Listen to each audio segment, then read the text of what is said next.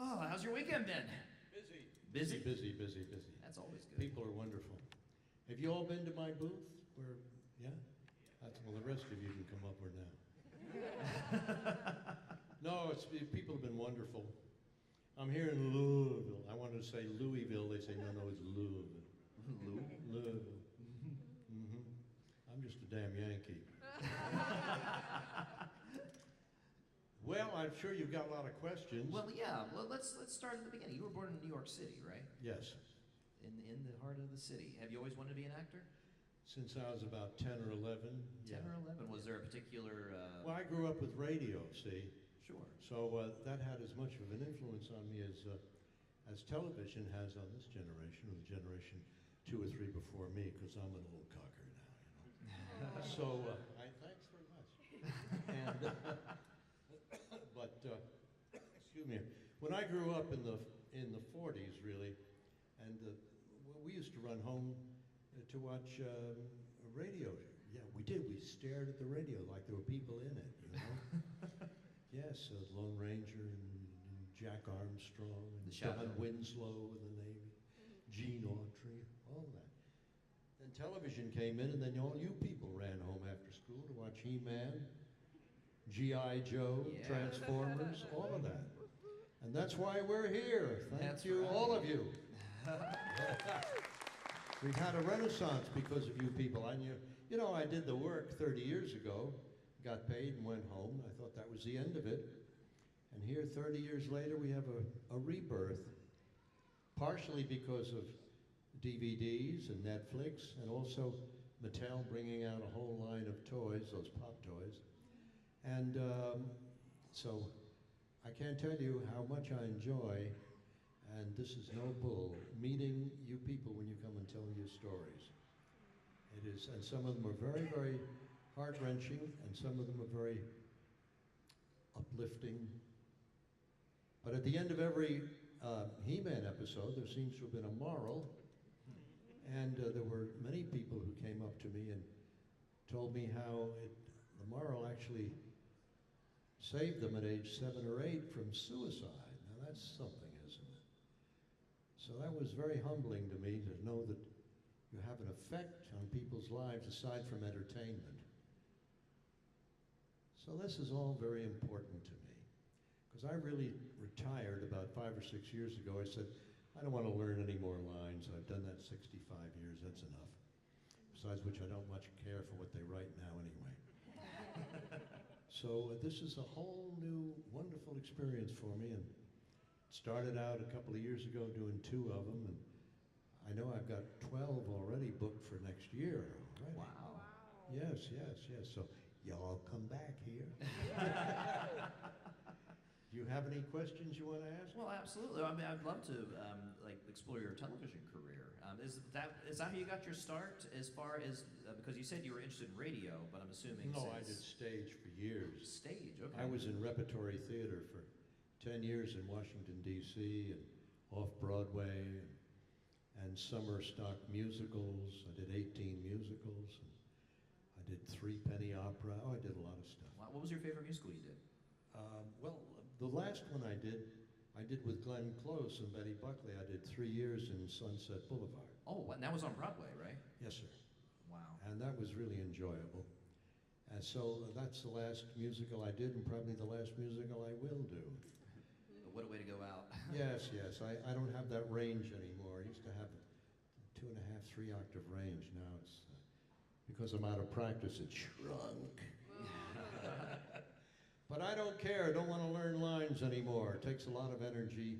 I'd rather live the life I'm living now, which is very nice. Well, good.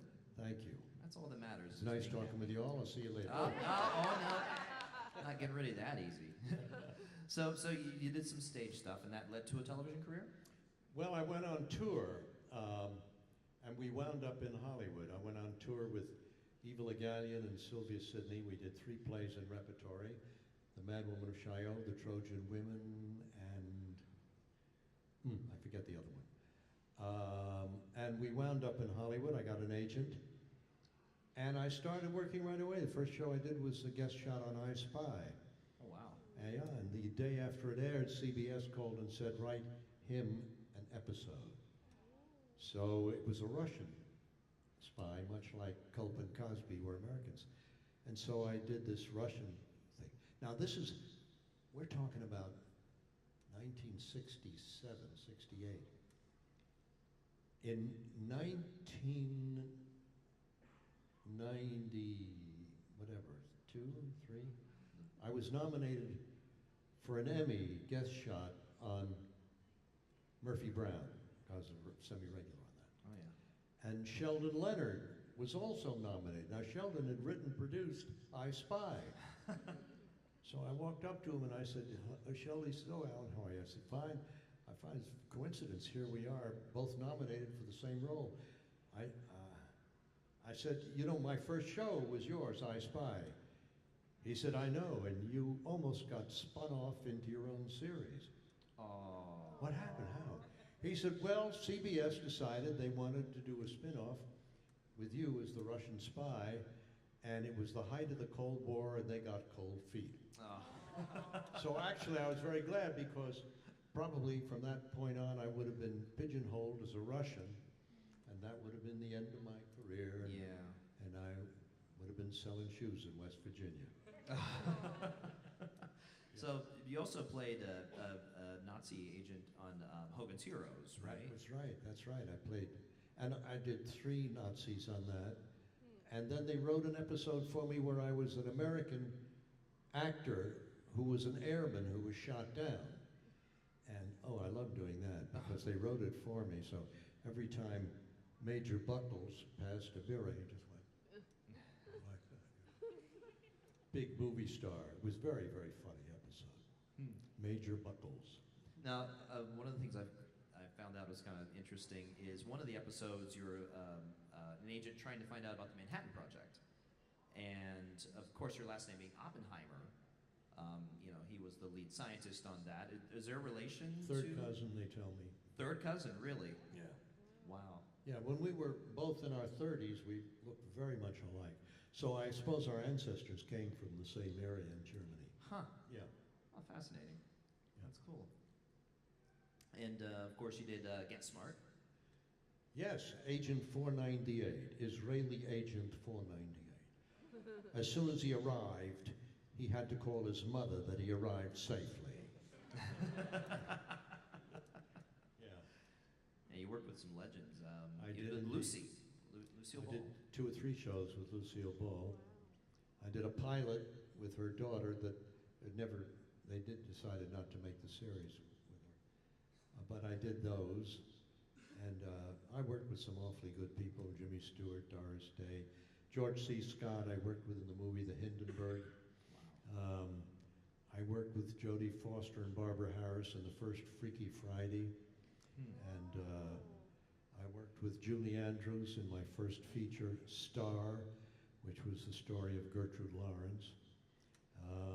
Yul Brynner, Westworld. Yul Brynner in Westworld and Dick Benjamin, yes, yes. Worked with some great people, really wonderful people. They were all terrific to me, too. Yeah, and of course, you did some animation work. Just a little bit of voiceover, just a tiny little bit of voiceover work, I think. Tiny bit, Just yeah. a teeny little bit. I don't know, about 200 voices, I don't know. 200 voices? I don't know. My IMDb has 306 items. That's what somebody told me today. So 306 items. Yeah, but they're not all voiceovers. A lot of them are guest appearances in TV shows. Yeah. Because I did the $6 Million Man. I was a regular on that as Dr. Rudy Wells. And on Murphy Brown, I played her boss, Eugene Kinsella. And I did a couple of other series, too, that didn't last long. I don't remember what they were now. But each one of those I was on for 3 years, yeah. You did some Star Trek as well. I did 3 different Star Treks, Yeah, yes. 3 different series, too. 3 different series, 3 different Star Treks, yeah. You got to play a Klingon in the Yes, Next Generation. Karath, the Klingon, 3-hour makeup. Oh, Jesus. An hour to take it off, 3 hours to put it on. Really? Yes. And the 2 others, Captain Keogh and Nezu. I can't tell you which series they were on. I don't remember that, but Yeah. yeah. I have those pictures. And I did Transformers, did 4 different voices on Transformers. That's right. Warpath and Sea Spray and Breakdown, a Beachcomber. Yeah. Yeah. Yeah. You were the original Mighty Mouse, correct? That's what they tell me. I also played Oil Can Harry on the same show. Oil Can Harry, kind of nasty, you know. But yeah, Mighty Mouse, I'm popping away. I'm surprised I can get up that high anymore. That is very impressive. And the Smurfs, Vanity. Vanity Smurf, yes. I always had a mirror. Oh, I'm so pretty. Oh, I'm gorgeous. Oh, my. Yes.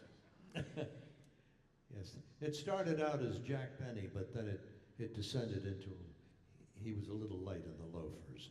Yes. But I originally did Vanity as Jack Benny. You know, I mean, gee whiz, oh my, I'm just so pretty. But then he became a little light. Also, Frady Cat. I always loved Frady Cat as a kid. Frady Cat, yeah. Well, that's kind of, you know, it's kind of like Klinger, like Cringer, isn't it? Yeah. Frady Cat. It's all right if you steal from yourself, you know. That's a ripoff of Merman, you know. But it lets somebody else do it, and there's a lawsuit. I love that when you did Transformers, you did Beachcomber, you know, who's so much more of like a philosopher and a scientist. He's kind of cool, isn't he? Yeah. Wow, yeah. You walk the beach that much and smell that surf, something's going to happen to your mind, yeah. Oh, yeah, cool. Hey, way far out. And then Warpath, who's The complete Warpath I opposite. stole from George C. Scott. Oh, really? Yeah, Warpath, bang, clash, wow! You got some water right there, by the way, if you need to wet your whistle. No, I knew an actor named Bob Holt years ago. He did a character called something Gorilla, I don't know. But he used to do that. And he stopped when his blood spattered the page. Oh, jeez. He said, I won't be doing that anymore. So that's why I don't do video games anymore. I used to do them. But man, they are throat rippers. And I said, no more. Yeah. You can have it, you can have it. No more lines for you. Oh, no, absolutely. Well, of course, I want to get into, you know, your most infamous or most famous role, Skeletor. Now, how did you get involved with Masters of the Universe? My agent sent me over to audition for Lou Scheimer at Filmation. And he showed me the cell, you know, the drawing. And I saw the bony head.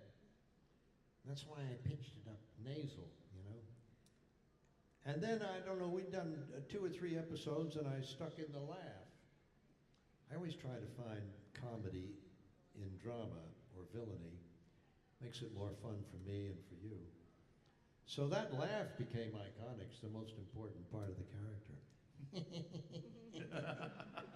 Tell you a little story. My wife and I were in South America taking a tour, and we were in Santiago, Chile, and we had a car and driver and a guide.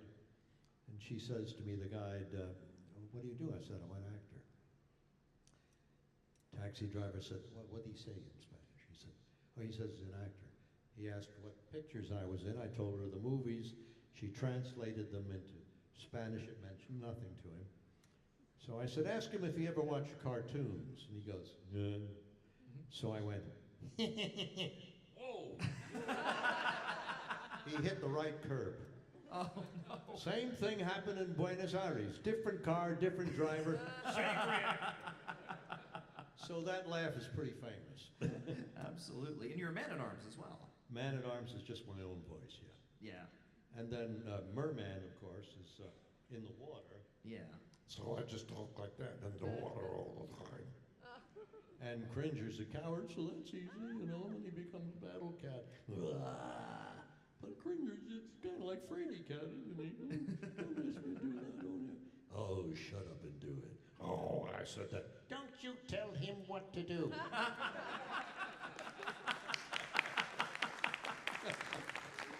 Do you ever get in an argument with yourself with all those voices? I used to do those voices, talking to myself. Most actors will do the one, if they're playing multiple voices, they'll do one voice all the way through, then they'll come back and do the other voice all the way through. And I thought, well, let me try and do this talking to myself. And it worked very, very well, because I kind of fed myself the line and then answered in turn. For instance, you just had a sample of it, you know? So Skeletor would say, Merman, get over here. Oh, don't tell me what to do. Oh, don't boss him around, he's my friend. And you shut up, will you please, merman? Okay. Yes. It's great fun to do that. That's awesome. I feel like I'm 12 again. All right, if you guys have any questions for Mr. Oppenheimer over here, please come right up to the microphone. Don't be shy. Head on up. You're close to it, step to it. What's your name? Jim. I was just wondering, how long does it take you to fix on a voice? Like, Not long. Not long. I really get it. I get a picture pretty soon from what the cell is, and then I'll do it, and then the director will say, that's good. Now can you do this or shade it that way or something? See, when I auditioned for Falkor, Wolfgang Petersen, the director, German, he came to Los Angeles. I don't know how many of us auditioned, but I saw the drawing of this. I hadn't even seen what he'd filmed. I just saw the drawing and the lines. And I guess the quality of my voice, he said, okay, fine. We'll see you in Munich. Great. So I went to Munich and I did it. And at the end of the first, I'm pretty good at what they call ADR, looping. If I see the movement of the mouth, I'm pretty good at syncing with that. Parenthetically, I'll tell you a little anecdote after this. But so I recorded this because they'd already filmed it, and Falkor's puppet mouth was saying, so, and I had the script, so I did it. And Wolfgang said, well, that's fine, thank you very much. I said, I need to do it again. He said, what? I said, that's not right. Okay, we come back tomorrow. That's the version that you see. The first version was technically correct, but the second version had heart. And that's the difference. That's why Falkor, you identify with him, because he's a sweetheart, you know? Can you scratch behind my ear? I can't reach back there. First day I probably said, can you scratch behind my ear? I can't, you know, big difference. So we finished that. He said, very good. Oh, there's another character. Could you do the rock biter? I said, let me see it. I took one look at that character, and I just fell right into, oh, these rocks are so good. Oh, big hands, what are this? That was easy. Goodbye. Oh, can you do Gamork? I said, let me see it. So I did Gamork. And then I did another character. I'm at the door. He says, could you come back and stop? Could you do the narrator at the back? You got 4 voices for one price. Oh, no. That's all right. The bonus is what I see here right now. Aw. Thank you. I want to tell you an anecdote about looping and matching the voice. I'd done 3 Bonanzas. It was his Warner Brothers, planes flying over to Burbank, you know. They didn't have planes when we were doing westerns, so we had to go in and re-record it. And I was always pretty good at matching it, and Dan Blocker is there. He played Haas. He said, let me give you a tip, Alan. Next time you film outdoors, don't move your lips so much. It makes it easier to loop later. I took him literally, so if I'm doing an outdoor scene, I don't go, there they go get them. I go, there they go get them. Yes, sir. Maurice, my question is this. Me and my old dad used to watch some of your old He-Man cartoons, and one thing I always noticed was Skeletor always threw out insults. Was there ever an insult you wish Skeletor could have had, but weren't allowed, like it was too adult, or there just wasn't a place to put it? How about 50? Because one day Lou Scheimer said to me, Why don't you make up some insults and we'll pick? I think there were 2 good ones. The other 48 wound up on the floor. Aw. They were really raunchy. Was there a gag reel somewhere that exists? Oh, I'm sure with it these? is. I wish I'd seen it. Me too. These are always too tall. I'm height challenged. I feel your pain, trust me. Hello, Mr. Oppenheimer. You've got plenty of fans here. Who do you, as a actor, voice actor, who's your favorite star? Well, I think my favorite stars are movie stars. Gene Hackman, Gene Wilder. One of them's right here today, Richard Dreyfuss. Hmm. Well, I saw him in a rerun of a movie the other day, something about where he was a professor. I thought he was just brilliant. George C. Scott was a favorite of mine, too. I have a few favorites.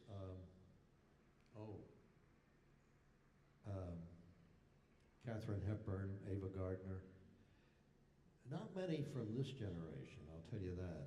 Mostly the old timers. I worked with Jimmy Stewart. He had a series for 1 year, and I guested on that. I just loved working with Jimmy Stewart. Do you remember when when Jimmy Stewart ever appeared with Johnny Carson on The Tonight Show? Yeah. You do the poem. Well, he was just so funny because Jimmy Stewart, he really overdid that stutter, you know. It became his signature. So I remember him telling an anecdote about his wife, Gloria and me. I thought, Jesus, Jimmy, get on with it. But he was a wonderful man. There were a lot of the old timers I loved, especially character men. I loved them, you know. If you could choose one of those people, like if you could go back in time and work with them, just one, who would it be? Oh, God. Hepburn. Hepburn. Yeah. And Cary Grant. Oh. Oh yeah. Oh, man. They'd wipe the floor with me, but I'd be glad to be there. Oh. Oh, they were wonderful, wonderful. Thank Cary you. Grant, never saw him do anything that I didn't actually was enchanted by. Mm. Wonderful. Sir. Hello. One of the few things that can still get me to cry as an adult is the rock biter saying this line about his big, strong hands. I was wondering, while you were performing that, did you have a hard time performing it because it is just so sad? Mm. Good question. Good question. That's a very good question. And my recollection is not that I had a hard time doing it, but I understood the emotion of it. And that's probably why you tear up when you watch it. There's a lot of things like that. And now I'm an open sore now. I cry at every but that doesn't. I mean, it's great. And when he says, "I love," I just love the taste of his quartz and his big, strong hands. Yeah, I mean, I can do it now, and I start to. I'm not going to cry, but I feel it deeply.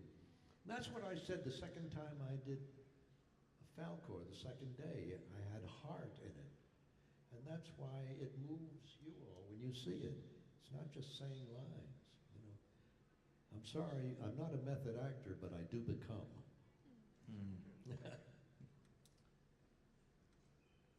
Hello, my name is Alex, and I have a quick, simple question for you. Out of all the lines that you've done in He-Man, which is your favorite? All the lines I've done at He-Man? Yeah, out of all of them, which is your favorite? Well, probably the insults. They put them all together in a whatever, a DV, whatever it is on TV. They put them all together in 30 seconds or a minute, you know. I forgot them until I saw. I could write a book about what you don't know. You royal boob. It says Skeletor to King Randor. Come in, you royal boob. If you remember any of the others, tell me and I'll read them off for you. Thank you. Thank you.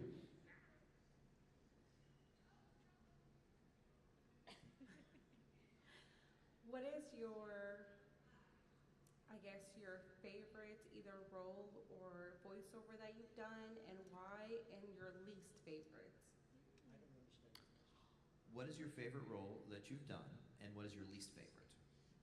Well, my least favorite would be Star Trek because of the makeups. Yeah. My favorite role, I really don't know. There's so many that I liked when I was doing them, and now, Skeletor and Falcor are iconic and important, and so they've taken on much more importance than when I did them at the time. And I did a series which was canceled called The Wuzzles. Oh, yeah. And that was canceled because the toys weren't ready. But it was a great character, Rhinoki, part monkey, part rhinoceros. So I loved doing that at the time. We had a wonderful cast. Artie Johnson, Joanne Worley, oh God, the most marvelous people. And we only lasted 10 or 13 episodes because the toys weren't ready. But we loved doing that, very creative. That's all I got to say about that. Thank you. Hello. So in the He-Man She-Ra Christmas special, you kind of see a softer side to Skeletor. He kind of befriends this alien dog. So I was wondering, do you think that Skeletor can be redeemable? Like, do you think he can turn good? What's his line? I'm not nice. I think that kind of describes him. In spite of himself, he's got. So it's like what's his name? Scrooge. It's like Scrooge. It's what's based on, I suppose. Ah, humbug. Yeah, all right. Send him a package of food. So I guess Skeletor said something that was very nice, and then he said, "I'm not nice. No." You had to hold on to that. Thank you. Yes. Hi, I was wondering if you could talk a little bit about the experience on $6 Million Man. Well, yeah, I can. That's very strange that you bring that up. Lee Majors here today? I mean, I would work with him, and when the scene was over, he'd go to the backgammon board. And in 3 years, I don't think I said more than hello and goodbye. I'm totally uncommunicative. Richard Anderson, on the other hand, I had a relationship. But Lee Majors, I swear to God, I never said anything aside from the lines in the scene. So I had no relationship with him at all. Wow. Obviously, we didn't need each other. The show succeeded without us talking to each other. Yeah. Thanks. Hello. How you doing? When you got into acting, did you think that you were only going to do acting, or did the voice acting kind of come up out of nowhere? Or? I came up afterwards. I was always a stage actor, and I'd done 10 years in repertory in Washington, D.C., and I'd done musicals in the summertime, and then I wound up in California because the tour I was on ended there. So I started doing TV, motion pictures, and voices for commercials. And then I said to my agent, because I saw a lot of my friends were going out and doing the beginnings of these all the things at Hanna-Barbera. I said, well, I'd like to. He said, well, all right. I said, I want to do voiceovers for a commercial. He said, well, I tell you what. He said, I'll audition you, my agent said, and we'll send you in for some local stuff, not national. I said, okay. So I began to book that, and then I started to book national stuff, big national stuff. Years later, my then agent said to me, do you know how bad you were in the beginning? I said, no, but I think you're going to tell me. He said, you would do the slate like, hello, I'm Alan Oppenheimer. He said, when you left, I erased that, and I said, Alan Oppenheimer. He said, that's why you got the job. Yeah. And then, of course, later on, 1972, I think it was, my agent sent me up to Hanna-Barbera, and I met Joe, and he he said, well, this is for the part of a talking dog. Can you do that? And I said, go and you start tomorrow. And I worked a lot of shows at Hanna-Barbera, including 9 years on the Smurfs. And then I went and auditioned for Filmation. I got He-Man messages, and I did like 5 or 6 series after that for Filmation. I was the lead in all those series. It was wonderful. And I'm guessing you're pretty happy with your decision to transition. Yeah. But I didn't stop doing the other either, you know. I still did movies and TV shows and series. And I was doing theater at the Music Center in Los Angeles. And then I got, the last series I think I did was Murphy Brown. I did 3 years on that. And then I left there, or they left me, one of the two, and I fell into doing Sunset Boulevard on Broadway. Well, hell, that was wonderful. 3 years with Glenn Close and Betty Buckley. That was terrific. Oh, and then I came back and I did a soap opera called Passions, where I didn't appear. I mean, only the body, not appear. So I was the heavy in the family, like the Mafia Don, but you never saw his face. And that was very good. I loved doing that because I could just sit in the chair and read the lines. Yeah, no makeup. No, and I had a body double. Doing all of this, and I was telling everybody else what to do. You know, that was good. Completely opposite of I the. appreciate it. Yeah, it's completely opposite of your Klingon thing. No makeup at all. That's pretty good. Ladies and gentlemen, big round of applause. Living legend. Alan Oppenheimer.